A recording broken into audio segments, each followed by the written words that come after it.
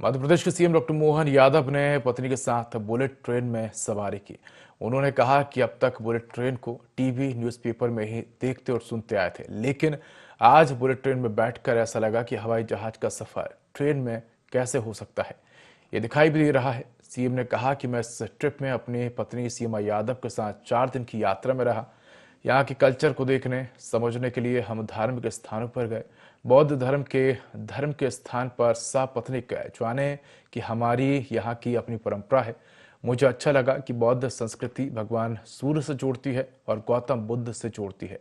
CM ने कहा कि हमने यात्रा के अलग अलग चरण तय किए थे। पहले चरण में पैनासोनिक से लेकर ब्रिजस्टोन जैसी कंपनियां जो मध्य प्रदेश से जुड़कर पहले से ही व्यापार कर रही हैं, वे अपना व्यापार व्यवसाय और ज़्यादा कैसे बढ़ाएं, उनको नए निवेश के लिए प्रेरित किया।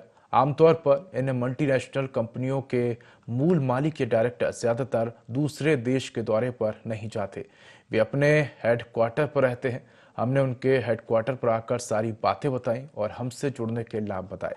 इसके आधार पर सारे इन्वेस्टर जो हमारे यहाँ पहले से इन्वेस्ट कर रहे थे, चाहे वे पैनासोनिक हो या ब्रिजस्टोन हो, इन्होंने कहा कि हम आकर आपके साथ और बड़ा काम करेंगे। सीएम ने कहा, अतिथि सत्कार के लिए आमतौर पर जैसे भारतीय लोगों को जाना जाता है, उससे बढ़कर मुझे लगा कि जापान के लोगों में भी उतना ही प्रेम है। मैं जापान के लोगों को धन्यवाद देना चाहता हूं।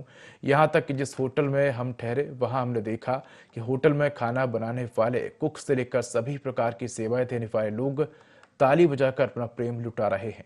ये आत्मीयता भी मैं जीवन भर याद रखूंगा।